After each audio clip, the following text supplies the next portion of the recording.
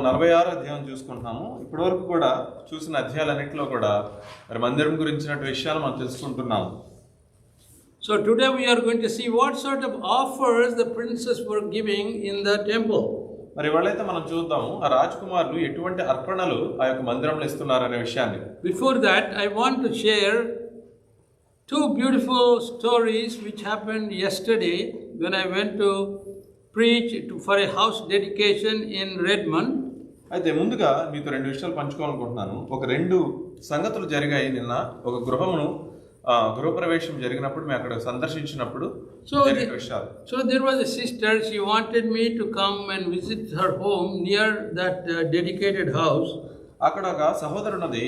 ఆ గృహప్రవేశం జరిగిన ఇంటి దగ్గర సమీపంలో ఉన్నది. ఆ యొక్క సహోదరి తన ఇంటికి కూడా వచ్చి దర్శించమని అడిగినది. So we went last night and sat for about an hour and a half. అయితే మేము అక్కడికి వెళ్ళి ఒక గంటన్నర సేపు వాళ్ళతో సమయాన్ని గడిపాము. The way she told her life story is very touching. అయితే ఆమె తన జీవితంలో జరిగినటువంటి విషయాలు మాకు చెప్పినప్పుడు మాకు ఎంతో అది దగ్గరగా అనిపించింది. She came to visit her daughter who is employed by Amazon in Seattle. అయితే ఆమె తన కుమార్తె అమెజాన్ లో పనిచేయడానికి వచ్చి ఉన్నది. ఆమె కుమార్తెను కలవడానికి తను వచ్చిన్నది. Before she came to know the Lord, her total village in India has not heard the name of Jesus Christ. అయితే ఆమె దేవుని ప్రభు అయిన యేసుక్రీస్తును తెలుసుకోక మునుపు ఆమె నివసించినటువంటి ఆ గ్రామంలో ఏ ఒక్కరికి కూడా ప్రభు ఎవరైన విషయం తెలియదు. She has a sister in some other town. అయితే ఆమెకి మరొక సహోదరి ఇంకొక ప్రదేశంలో ఉన్నది. There was a fellowship, and then they introduced to her sister who Jesus Christ was. అక్కడ ఆమెకు ఒక సహవాసం ఉన్నది. సో అక్కడ ఆ సహవాసం ద్వారా ఆమెకు ప్రభు ఎవరైన విషయాన్ని తెలిసి ఉన్నది. Then that sister came and started telling her who is Jesus Christ and what is necessary for each one's life. అయితే ఆమె సహోదరి ఆమె దగ్గరకు వచ్చి అసలు ప్రభు ఎవరు, ప్రభు మన జీవితంలో ఎందుకు అవసరమైన విషయాల గురించి తనకు చెప్పినట్టుగా మనం చూస్తున్నాం. That's a new name for her. She has not heard his name before. ఆ యొక్క యేసు ప్రభు అనేటువంటి పేరు మునుపెన్నడూ ఆమె విని ఉండలేదు. Then her life she went into turmoil. అయితే ఆ తర్వాత తన జీవితం తలకిందులు అయిపోయింది. Total upset, all the finances gone, business went bankrupt and she was in penury. అయితే ఆ తర్వాత అనేక రకాల ఆర్థిక ఇబ్బందులు పడిపోయినది. మరి తన జీవితం బాగా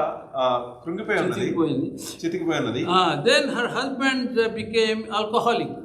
అయితే ఆమె యొక్క మరి భర్త మరి తాగుబోతుగా కూడా అయిపోయి ఉన్నాడు. And she had nowhere to go. She was totally in a desperate situation. మరి ఆమె ఎక్కడికి వెళ్ళాలో తెలియదు. మరి ఎంతో మరి దయనీయమైనటువంటి పరిస్థితుల్లో తను ఉన్నది. Then her sister told her, let's go to this village where somebody told me about Christ. They will introduce him to you.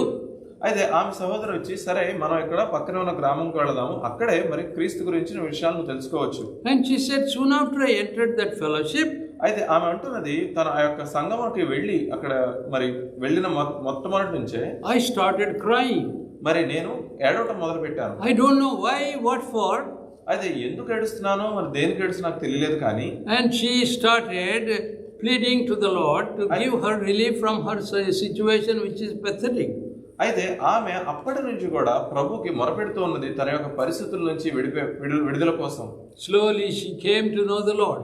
మరి నెమ్మదిగా ఆమె దేవుని తెలుసుకున్నది. But husband refused. అయితే ఆమె భర్త ఆమెను తిరస్కరించి ఉన్నాడు. Then the Lord opened the door for her to go to some other town to open a business, and that flourished. అయితే ఆ తర్వాత దేవుడు ఆమెను మరొక ప్రదేశంలో తీసుకెళ్లి మరి అక్కడ మరి ఆ యొక్క బిజినెస్ మరి వ్యాపారం చేయడానికి మరొక ద్వారం దేవుడు మరి తెరిచినట్టుగా మనం చూడొచ్చు. At the time when she came to know the Lord, her two children were very young. అయితే ఆమె దేవుని తెలుసుకున్న సమయానికి ఆమె ఇద్దరు బిడ్డలు కూడా ఎంతో మరి చిన్న వయసు ఉన్నవారు. One daughter and a son. ఒక కుమారుడు ఒక కుమార్తె. So how to tell them who is Jesus Christ? అయితే వారికి యేసు ప్రభు ఎవరని ఎలా చెప్పాలి? She was in a dilemma. Husband does not want her to talk about Jesus Christ. మరి ఆమె ఎంత సందిగ్ధంలో ఉంది. మరి ఎందుకంటే భర్త అయితే బిడ్డలతో ప్రభు గురించి చెప్పొద్దని చెప్తున్నాడు. But she had a desire to teach her children that there is a savior available for us. అయితే ఆమెకైతే మరి ఎంతో ఆశగా ఉన్నది తన బిడ్డలకి మనకు ఒక రక్షకుడు ఉన్నాడు అనే విషయం చెప్పాలని. Because that village has not heard the name of Jesus Christ at all. అయితే ఆ గ్రామంలో యేసు ప్రభు అనే యొక్క నామం అనేది ఎవరు విని ఉండలేదు. How can she break ice with these children? మరి ఆ యొక్క బిడ్డలతో ఆ విషయాన్ని తను ఎలా చెప్పగలదు? But God opened the door. మరి దేవుడు ఆ యొక్క విషయాలు ద్వారాన్ని తెరిచాడు. The children grew up. బిడ్డలు పెద్దయ్యారు. They went to colleges. కాలేజీలకు వెళ్ళారు. The daughter came to know the Lord by the fellowship in a college. అయితే ఆమె కుమార్తె మరి ప్రభువుని ఎలా తెలుసుకుందంటే ఆ యొక్క కాలేజీలో ఉన్నటువంటి సంఘం ద్వారా ఆమె దేవుని తెలుసుకున్నది. She didn't know how to approach the right way to worship the Lord. అయితే అప్పటికి కూడా ఆమెకి దేవుణ్ణి ఏ విధంగా సరైన పద్ధతిలో ఆరాధించాలనే విషయం తెలుసుకోలేదు. Slowly the Lord worked with her. అయితే దేవుడు ఆమెతో పనిచేస్తున్నాడు మనం చూస్తున్నాం. Then she came to USA to do masters in Buffalo, New York. అయితే ఆ తర్వాత ఆమె అమెరికాకి బఫెలోకి మరి మాస్టర్స్ చేయడానికి వచ్చింది. Then slowly after that she got transferred to Seattle. నెమ్మదిగా ఆ తర్వాత ఆమె సియాటిల్ కి వచ్చినట్టుగా ఉంది. Then she called her mother as a visitor. ఆ తర్వాత ఆమె తన తల్లిని ఒక విజిటర్ వీసా మీద తీసుకొచ్చి ఉన్నది. Then she says, I am so thankful that Lord touched my life. అయితే ఆ తర్వాత ఆమె చెప్తూ ఉన్నది, నేను దేవునికి ఎంతో కృతజ్ఞత కలిగి ఉన్నాను ఎందుకంటే దేవుడు నా జీవితాన్ని తాకి ఉన్నాడు. The daughter is growing in a Telugu fellowship in Bellevue. మరి ఆమె కుమార్తె మరి తెలుగు ఫెలోషిప్ బెల్యూలో ఉన్న తెలుగు ఫెలోషిప్ లో ఎదుగుతున్నట్టు మనం చూడొచ్చు. So she says, I am so thankful that Lord changed my life from horrible destruction to I wanted even to commit suicide before I knew the Lord. అయితే ఆమె అంటుంది, దేవుడు నా జీవితాన్ని ఎంతగానో మార్చాడు. ఒకానొక సమయంలో నేను మరి నా జీవితం నా తలుపు చాలించాలని కూడా అనుకున్నాను, కానీ అందులోంచి బయటపడి వేసి దేవుడు నన్ను ఆయన దగ్గర చేర్చుకున్నాడు. Now my desire is you pray that my husband also comes to know the Lord. అయితే ఆమె యొక్క కోరిక ఏంటంటే ఆమె యొక్క భర్త కూడా దేవుని తెలుసుకోవాలని ఇంకా ఆశపడుతున్నది. In the word of God there is say, I'll raise the spring from the deserts. That's what the Lord said. అయితే దేవుని వాక్యంలో ఉన్నది, మరి ఎడారిలో కూడా నేను నదులు ప్రవహింపజేస్తాను అని చెప్పి దేవుని వాక్యం మనకు. That's how her village was. It was a desert. No knowledge of Christ at all. మరి ఆమె ఉన్నటువంటి గ్రామం అదే విధంగా ఉన్నది, అదొక ఎడారుగా ఉన్నది, ఎందుకంటే దేవుని గురించిన జ్ఞానం ఎవరికి లేదు అక్కడ. Now she is so thankful. అయితే ఇప్పుడైతే ఆమె దేవునికి ఎంతో కృతజ్ఞత. She wants her husband and her whole family to know the Lord as Savior. అయితే ఇప్పుడు తను అంటుంది తన భర్త మరి మిగతా కుటుంబ సభ్యులు కూడా దేవుని తెలుసుకోవాలని ఆశపడుతుంది. So at the same time I met another family. మరి అదే సమయంలో మరి నేను ఇంకో కుటుంబాన్ని కూడా కలిసాను. And he came to Seattle by a chance to visit the boy. మరి ఆయన సియాటిల్ కి ఆయన కుమారుడిని చూడటం కోసం వచ్చాడు. And suddenly he had a brain problem, aneurysm. ఆ కుమారుడికి మరి ఆ అనుకోని విధంగా మరి బ్రెయిన్ లో ఏదో ఒక సమస్య వచ్చినది. Because one of the Telugu fellowship's girl's friend was their friend, so they introduced them to them. So they came and stayed with the Telugu fellowship group. అయితే వాళ్ళకి తన స్నేహితుల ద్వారా తెలుగు సంఘంలో ఉన్నటువంటి ఒక కుటుంబంతో మరి సంబంధం ఏర్పడినది. ఆ విధంగా వాళ్ళు సంఘానికి వచ్చి ఉన్నారు. So the parents came to look after the boy. మరి ఆ తల్లిదండ్రులు ఆ యొక్క బిడ్డను చూడటానికి వచ్చి ఉన్నారు. Then came his sister from Germany. మరి ఆ తర్వాత ఆమె సహోదరి జర్మనీ నుంచి వచ్చిన్నది. And they all came to my home when they came as a carol party. అయితే వాళ్ళందరూ కూడా మరి మా ఇంటికి వచ్చినప్పుడు మరి క్యారల్స్ కి క్రిస్మస్ క్యారల్స్ కి వచ్చినప్పుడు మమ్మల్ని కలిశారు. Then I counseled the family to know the Lord as Savior because they are also Hindus. అయితే వాళ్ళకి అప్పుడు నేను వాళ్ళతో మాట్లాడాను, మీరు ప్రభువుని తెలుసుకోవాలి ఎందుకంటే వాళ్ళు హిందూ కుటుంబం నుంచి వచ్చి ఉన్నారు కదా. And carol party was supposed to go to Sandeep's house. అయితే క్యారల్ పార్టీ మరి సందీప్ వాళ్ళ ఇంటికి వెళ్ళాల్సి ఉన్నది. But we stayed back at home to talk to this family. మరి మేమైతే మా ఇంట్లోనే ఉండిపోయి ఈ కుటుంబంతో మరి చర్చిస్తున్నాము. I gave them what is the process of being saved. అయితే వాళ్ళకి నేను చెప్తూ ఉన్నాను మరి ఎట్లా దేవుని యొక్క రక్షణ పొందుకోవాలనే విషయాన్ని నేను వాళ్ళకి సూచిస్తున్నాను. And I asked them to pray now to the Lord so that Lord will hear your prayer. అయితే వాళ్ళు నేను అడుగుతూ ఉన్నాను, మరి ఇప్పుడే నువ్వు దేవునికి ప్రార్థన చేయి, మరి దేవుని యొక్క ప్రార్థన అంటాడు. Somehow the guy who brought them to my home said, not now, they are still new, they may be getting offended. అయితే మా ఇంటికి వాళ్ళని తీసుకొచ్చిన వ్యక్తి అయితే మాత్రం అంటూ ఉన్నాడు, ఇప్పుడు కాదురే వాళ్ళు మన కంగారు పడిపోతారు అంటున్నాడు. So then I met her yesterday. మరి మళ్ళీ నేను ఆమెను మళ్ళీ కలిసి ఉన్నాను. And she said, you told me to pray. అయితే నువ్వు అన్నావు కదా ఆ రోజు నేను ప్రార్థన చేయమని. నేను ప్రార్థన చేశాను. That night I went and prayed to the Lord. ఆ రోజున సాయంత్రం నేను దేవునికి ప్రార్థన చేశాను. I thought it is so good for the Lord touched her that their life. అయితే నేను అనుకుంటూ ఉన్నాను మరి దేవుడు వాళ్ళ జీవితాన్ని మరి తాకి ఉన్నాడని అనుకుంటున్నాను. They are still in Seattle. వాళ్ళు ఇప్పటికీ సియాటల్లో ఉన్నారు. Don't know when they will go back. మరి ఎప్పుడు వెళ్తారో నాకు తెలియదు. Pray for that family. మరి ఆ కుటుంబం గురించి ప్రార్థన చేయండి. That they may know the Lord as they are supposed to know. అయితే వాళ్ళు దేవుణ్ణి ఏ విధంగా తెలుసుకోవాలి, ఆ విధంగా వాళ్ళు తెలుసుకోవాలని మనం ఆశపడాలి. We are privileged who have been brought into His light through the Word of God. అయితే మనందరం కూడా ఎంతో భాగ్యమైనటువంటి వారం, ఎందుకంటే మనందరం కూడా దేవుని యొక్క వాక్యంలోకి నడిపింపబడ్డాం కనుక. We see the sweetness of knowing the Lord as our Savior. మనం దేవుని తెలుసుకోవడం అనేటువంటి ఈ యొక్క తీయనటువంటి విషయాన్ని మనం గ్రహించి ఉన్నాం. It is very hard for the people who don't know the Lord to accept anything out of Him. అయితే ఎవరైతే మరి దేవునికి ఎరిగి ఉండలేరో వాళ్ళకి దేవుని అంగీకరించడం ఎంతో కష్టమైనటువంటి విషయం. So the house was dedicated yesterday by a couple who came from Hindu background. నిన్న మరి ఆ గృహాన్ని దేవునికి మరి దేవునికి అర్పించినటువంటి కుటుంబం కూడా వాళ్ళు హిందూ కుటుంబం నుంచి వచ్చిన్నారు. But God slowly worked in their life. Now they are totally dedicated to be followers of Jesus Christ. మరి వాళ్ళ జీవితాల్లో దేవుడు మరి ఎన్నో కార్యాలు జరిగించాడు. అలాగే వాళ్ళు ఎప్పుడైతే దేవునికి సంపూర్ణంగా మరి ఫెయిత్ నమ్మకస్తులుగా ఉన్నారు. Their whole life is intertwined. Their families, their relatives, everybody has come to know the Lord. అయితే వాళ్ళ కుటుంబాలు మీతో సంబంధమైన వాళ్ళు కూడా ఎంతో మంది కూడా దేవుని ఇంకా తెలుసుకున్నారు. One thing the father said, I have a son who is about 10 years old. అయితే అక్కడ తండ్రి అంటున్నాడు, నాకు కొడుకున్నాడు 10 సంవత్సరాల వయసు ఉంది దానికి. I want him to serve the Lord when he grows up. నా కుమారుడు దేవుణ్ణి సేవించాలని నేను ఆశపడుతున్నాను. So are my children, they have to be serving the Lord from now on. అయితే ఆయన అంటున్నాడు, నా బిడ్డలు దేవుణ్ణి సేవించాలని ఇప్పటి నుంచి సేవించాలని అంటూ ఉన్నాడు. That young boy plays musical instrument in the singing. అయితే ఆయన కుమారుడు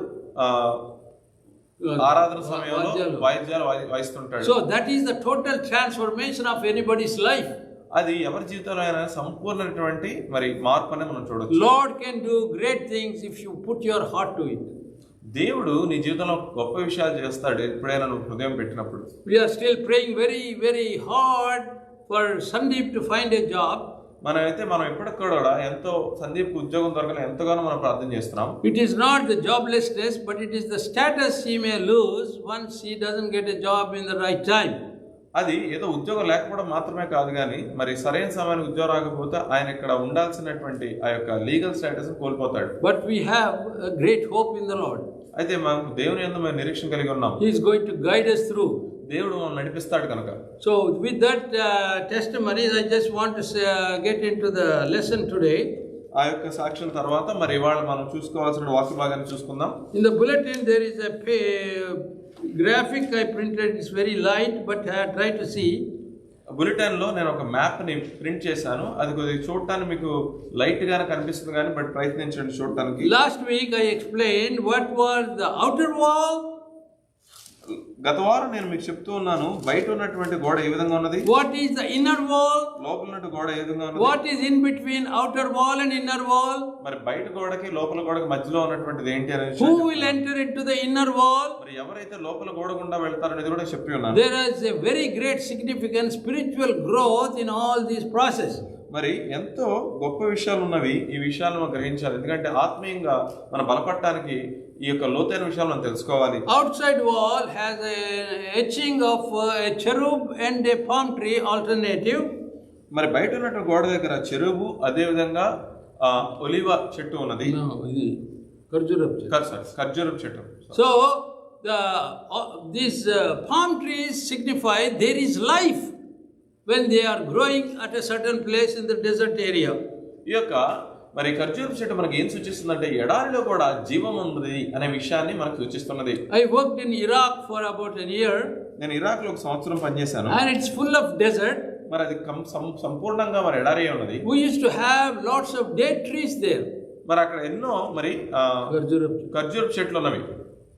So I asked one of the local guys, how come you have so many date trees here? మరి అక్కడ ఉన్నటువంటి వారు నేను అడుగుతూ ఉన్నాను, మీకు ఏ విధంగా ఇన్ని ఖర్జూరపు చెట్లు ఉన్నవి. He said that it's an arid country. అయితే ఆయన అంటున్నాడు ఇది ఒక అరబ్ దేశము. Arid అంటే water, no water. It's a desert. ఇది ఒక ఎడారి ప్రాంతము.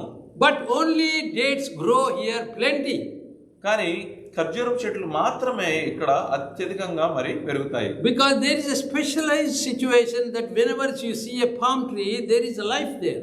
మరి అయితే ఆయన అంటున్నాడు అది ఒక ప్రత్యేకమైన విషయం. ఎప్పుడైతే నువ్వు ఖర్జూరపు చెట్టుని చూస్తున్నావు అక్కడ జీవం ఉన్న విషయాన్ని And తెలుసుకుంటావు. there is a cherub in the same outer wall. మరి ఆ యొక్క బయట ఉన్నటువంటి గోడ మీద చెరుపు కూడా ఉన్నది. So that shows that presence of God is mentioned there. మరి దేవుని యొక్క సన్నిధి అక్కడ ఉన్నట్టు మనం చూడొచ్చు. So as you enter into the from outer wall to the inner wall, మనం బయట గోడ నుంచి మరి లోపల గోడకు వెళుతుండగా there are people mingled in various types of faiths there. మరి అనేక రకముల జనాంగములు అక్కడ మరి నివసిస్తున్నట్టు మరి కలిసిమెలిసి ఉంటున్నట్టు మనం చూడొచ్చు. So when you look at the situation there, many people know Christ and maybe come to the worship, but they don't know the Lord as a personal savior. అయితే అక్కడ ఉన్న పరిస్థితి మీరు జాగ్రత్తగా గమనించుంటే అక్కడ నుంచి ఎంతో మందికి ప్రభు ఎవరు అని తెలుసు కానీ ఆయన తమ స్వకీయ రక్షకుడిగా వాళ్ళు ఎరిగి ఉండలేదు. So when you are in a fellowship, మీరు ఒక సంఘంలో ఉన్నప్పుడు it is a training period for these people. మీ అందరికి కూడా ఇదొక శిక్షణ ఇచ్చేటువంటి స్థలంగా ఉన్నది. Then only you will know who the savior is. అప్పుడే మీకు దేవుడు ప్రభు రక్షకుడు ఎవరనే విషయం మీరు గ్రహించగలరు. So after they go to the into the inner wall, వాళ్ళు మరి లోపల గోడ లోపలికి ప్రవేశించినప్పుడు then there is a presence of God. There the worship happens day and night. అక్కడ దేవుని సన్నిధి ఉన్నది. దేవుని ఆరాధన పగలు రాత్రి జరుగుతున్నది ఇక్కడ. As we see in the bulletin in the back page, మరి మీకు ఇచ్చిన బులెటిన్ లో చివరి పేజీ మీరు చూసినట్లయితే Ezekiel's temple is drawn here. Ezekiel ఉన్నప్పుడు ఉన్నటువంటి మందిరాన్ని అక్కడ మరి మనం క్లుప్తంగా ఉంచాము. It is to the west of Jordan River. మరి అది యోర్దాన్ నది పడమటి గుండా ఉన్నది. That's where the Lord is going to sit in the days to come. అక్కడ ప్రభు ఆసీనుడై ఉంటాడు రాబో రోజుల్లో. So let's read from verse 1, chapter 46 of Ezekiel. Ezekiel 46:1 నుంచి చదువుకుందాం. Thus saith the Lord God, the gate of the inner court that looketh toward the east shall be shut with the 6 working days, but on the Sabbath it shall be opened, and on the day of the new moon it shall be opened. ప్రభు అయిన యెహోవా సెలవిచ్చినదేమనగా తూర్పు తట్టు చూచు లోపటి ఆవరణపు గుమ్మము పనిచేయు 6 దినములు ముయ్యబడి ఉండి విశ్రాంతి దినమును అమావాస్య దినమును తీయబడి ఉండవలెను. The prince shall enter by the way of the porch of that gate outside, and shall stand by the post of the gate, and the priest shall prepare his burnt offering and his peace offerings, and he shall worship at the threshold of the gate. Then he shall go forth, but the gate shall not be shut until the evening. అధిపతి బయట మంటపమునకు పోవు మార్గమును ప్రవేశించి గుమ్మపు ద్వారబంధముల దగ్గర నిలబడగా యాజకులు దహన బలి పశువులను సమాధాన బలి పశువులను అతన్ని సిద్ధపరచవలను. అతడు గుమ్మము దగ్గర నిలబడి ఆరాధన చేసిన తరువాత వెలుపలికి పోవును. అయితే సాయంకాలం కాకు మునుపే గుమ్మము మూయకూడదు. Leviticus gives us a brief great description of what is the burnt offering, what is the sin offering, what is the trespass offering, and where types of offerings our Lord is expecting from the people. అయితే లేవియాకాండము మనకి అనేక రకాల బలి అర్పణలను మనకి చూపిస్తున్నది. పాప పరిహారార్థ బలి అనగా తర్వాత మిగతా అనేక రకాల బలి అర్పణల గురించి వివరణ మనకి లేవియాకాండంలో చూడొచ్చు. Here the prince is offering burnt offerings. అయితే ఇక్కడ ఇక అధిపతి ఈ దహన బలిని అర్పించున్నాడు. It is called Lord likes the sweet savor of the burnt offering. ఇక్కడ ఏముంటుందంటే ఆ యొక్క దహన బలి నుంచి వచ్చేటువంటి ఆ యొక్క అర్పణలో వచ్చేటువంటి సువాసన దేవునికి ఎంతో ఇష్టంగా ఉన్నది. So that's why what we see in 2 Corinthians chapter 2 verse 14, 2 కొరింథీ 2వ అధ్యాయము 14వ వచనం మనం ఏం చూస్తామంటే you are the sweet smelling savor to the Lord. మీరు దేవునికి ఎంతో ఇష్టమైనటువంటి సువాసనగా ఉన్నారు. So when the prince is offering it, that's what is signifying whoever is working in the vineyard of the Lord. అయితే ఇక్కడ అధిపతి ఇది అర్పిస్తున్నప్పుడు దేన్ని సూచిస్తుందంటే ఎవరైతే దేవుని యొక్క ద్రాక్ష తోటలో పనిచేస్తున్నారో they are all offering, they are considered as offering a sweet savor to the Lord. వాళ్ళందరూ కూడా దేవునికి ఆయనకి ఇష్టమైనటువంటి సువాసనగా వాళ్ళ అర్పణలను మనం దేవుని స్వీకరిస్తున్నట్టుగా మనం చూడొచ్చు. Then he is offering the peace offerings. అయితే ఈయన ఇక్కడ సమాధాన బలి అర్పిస్తున్నాడు. Word of God says, my peace I give unto you. దేవుడు అంటున్నాడు నా యొక్క సమాధానం నీకు ఇస్తానంటున్నాడు. So peace is required between two different people all the time. సమాధానం అనేది ఎప్పుడు కూడా ఇద్దరు యొక్క వ్యక్తుల మధ్య ఉండాల్సినటువంటిది. So this prince is offering peace offering to the Lord. మరి యొక్క అధిపతి దేవునికి సమాధానార్థ బలి అర్పిస్తున్నాడు. saying that we are all in one body. ఆయన ఏం చెప్తున్నాడంటే మనందరం కూడా ఒక శరీరంలో ఉన్నాము, We have no difference. మనకి భేదములు లేవనేటువంటి విషయాన్ని చెప్తున్నాడు. Ephesians chapter 2 verse 19 says, ఎఫెసీయులకు రాసిన పత్రిక 2:19 చెప్తున్నాడు, we are strangers and foreigners, మనం దేవునికి పరాయవారంగా ఉన్నాము, but he made us the citizens of his nation. అయితే దేవుడు మనల్ని ఆయన యొక్క దేశానికి పౌరసత్వాన్ని పౌరులుగా చేసి ఉన్నాడు. There is no difference, all are same in the sight of God. దేవుని యొక్క దృష్టికి ఏ భేదము లేదు, అందరూ దేవునికి ఒకేలాగా ఉన్నాము. There is no possibility of difference of opinion in a fellowship. అదే విధంగా మరి సంఘములో మరి అనేక రకాల అభిప్రాయాలు ఉండకూడదని కూడా దేవుడు మనతో చెప్తున్నాడు. That's why we have to be one body, అందుకే మనందరం ఒక్క శరీరంగా ఉండాలి, one faith, ఒకే ఒక విశ్వాసం, one church, ఒకే సంఘంగా ఉండాలి. So that's what we have to follow in this world. అదే మనం ఈ యొక్క ప్రపంచంలో మనం ఈ లోకంలో ఉండగా మనం పాటించవలసినటువంటి విధి. Verse 3. 3వ వచనము, Likewise the people of the land shall worship at the door of this gate before the Lord on the Sabbaths and on the new moons. మరియు విశ్రాంతి దినములోను అమావాస్యలలోను దేశజనులు ఆ తలుపు దగ్గర నిలబడి యెహోవాకు ఆరాధన చేయవలెను. Verse 8. 8వ వచనము, When the prince shall enter, he shall go in by the way of the porch at the gate, and he shall go forth by the way thereof. అధిపతి ప్రవేశించినప్పుడు గుమ్మపు మంట మార్గముగా ప్రవేశించి అతడు ఆ మార్గమునుగానే వెలుపలికి పోవలెను. But when the people of the land shall come before the Lord at the solemn feast, he that entereth in by the way of the north gate to worship shall go out by the way of the south gate, and he that entereth by the way of south gate shall go forth by the way of the north gate. He shall not return by the way in the same gate whereby he came in, but shall go forth opposite it. అయితే దేశజనులు నియామక కాలమునందు యెహోవా సన్నిధిని ఆరాధన చేయుటకే వచ్చినప్పుడు ఉత్తరపు గుమ్మ మార్గంగా వచ్చిన వారు దక్షిణపు గుమ్మ మార్గంగా వెళ్ళవలను, దక్షిణపు గుమ్మ మార్గం వచ్చిన వారు ఉత్తరపు గుమ్మ మార్గంగా వెళ్ళవలను. తాము వచ్చిన దారినే ఎవరును తిరిగిపోక అందరూ తిన్నగా వెలుపలకి పోవలను. During the Sabbath day, మరి విశ్రాంతి దినమందు అన్నప్పుడు and new moon time, new moon day, మరి నెలపొడు పౌర్ణమి రోజు, పౌర్ణమి ఫుల్ మూన్, న్యూ మూన్ రోజు, నెలపొడు పని చెప్పాను కదా, నెలపొడు. So there is a solemn feast whenever the temple is open for these people to worship. అయితే ఎప్పుడైతే ఈ యొక్క మందిరము వాళ్ళకి తెరవబడి ఉన్నదో వాళ్ళు ఆరాధన చేయడానికి, but there is a system and an order. అయితే అక్కడ ఒక పద్ధతి ఉన్నది. You can't just take easy a fellowship whatever you want to do. అది ఏదో నీ ఇష్టం వచ్చినట్టు నువ్వు అనుకున్న పద్ధతిలో చేసేది కాదు. When somebody enters from north gate, they should exit by south gate. ఎవరైనా తూర్పు గుమ్మాన వస్తే వాళ్ళు ఖచ్చితంగా దక్షిణ భాగంగానే బయటకు వెళ్ళాలి. If somebody enters by south gate, they have to exit by the north gate. ఎవరైనా దక్షిణ గుమ్మంగా మరి లోపలికి వస్తే ఖచ్చితంగా మరి ఉత్తర దిక్కున ఉన్న గుమ్మంగానే బయటకు వెళ్ళాలి. There is no confusion. అందులో మరి ఎటువంటి సందేహం లేదు. Lord orders a system which we have to follow. దేవుడు మనకి పాటించడానికి కొన్ని నియమాలను ఇచ్చాడు. God gave us an orderly life in a fellowship. అదే విధంగా దేవుడు ఒక నియమావళి సంఘములో పాటించాలని మనకు సూచిస్తున్నాడు. So when it is a solemn times, మరి ఆచరించవలసిన సమయాల్లో the meat offering shall be an ephah of bullock. There is a measure for each offering they have to give. అయితే అర్పింపబడాల్సిన అర్పణలు ఏ విధంగా అర్పించాలి, ఎంత పోషణలో అర్పించాల విషయాన్ని దేవుడు చెప్తున్నాడు. And also these offerings are voluntary. అయితే ఈ అర్పణలను కూడా స్వతహాగా అర్పించవలసినవి, not forced by.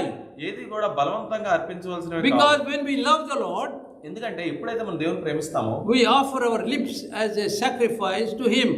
మన యొక్క పెదవుల నుంచి దేవునికి అర్పణలు మనం అర్పిస్తాము. We praise the Lord. మనం దేవుణ్ణి ఆరాధిస్తాము. We glorify the Lord. దేవుని మహిమపరుస్తాము. Not out of by force, మరి బలవంతంగా కాదు కానీ, but by whole-hearted offering to the Lord. సంపూర్ణ హృదయంతో దేవునికి మన అర్పణ అందిస్తాము. Once you know the Lord as a savior, ఒక్కసారి ఎప్పుడైతే నువ్వు దేవుని స్వకీయ రక్షకుడిగా తెలుసుకున్నావో, your heart will always be geared to praise his name, glorify his name. నీ హృదయం ఎప్పుడు కూడా దేవుని ఆరాధించడానికి, ఆయన్ని మహిమపరచడానికి సిద్ధపడుతూ ఉంటుంది. That's how the word of God is very precise how a temple worship must take place. అదే విధంగా దేవుని యొక్క వాక్యం మనకి ఆ యొక్క మందిరంలో ఏ విధంగా ఆరాధన ఉండాలనే విషయాలను ఖచ్చితంగా మనకు చూపిస్తున్నది. So when you enter into the time where you are in the presence of the Lord, మీరు దేవుని యొక్క సన్నిధికి ఎప్పుడైతే వెళ్ళే ఆ సమయం ఎప్పుడైతే వస్తుందో, there is a system, there is an offering, there is a total Lord's base of describing how his fellowship must look like. అక్కడ పద్ధతి ఉన్నది, అక్కడ అర్పణలు ఏ విధంగా చేయాలన్నది, అక్కడ ఏ విధంగా నడుచుకోవాలంటే అన్ని విషయాలు, అన్ని నియమాలు కూడా దేవుడికి మనకు సంపూర్ణంగా సూచిస్తున్నాడు. But in the modern day, అయితే మరి ఈ రోజుల్లో, ఆధునిక రోజుల్లో మనం చూసినట్లయితే these processes have been distorted very badly. మరి ఈ యొక్క నియమాలన్నీ కూడా మరి మిగతా వాళ్ళందరూ పాటించట్లేదు. Too much of confusion, మరి మనుషుల్లో అనేక రకమైన అనుమానాలు, loud music, పెద్ద పెద్ద శబ్దాలు, then there is no honoring the word of God in a right way. దేవుని యొక్క వాక్యాన్ని చక్కగా చెప్పేటువంటి వాళ్ళు కూడా లేరు.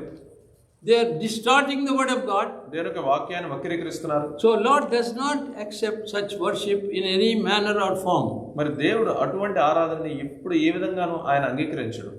Verse 18. 18 వచనం. Moreover, the prince shall not take the people's inheritance by oppression to thrust them out of their possession, but he shall give his son's inheritance out of his own possession, that my people be not scattered, every man from his possession. జనులు తమ స్వాస్యం అనుభవింపకుండా అధిపతి వారి భూమిని ఆక్రమింపకూడదు.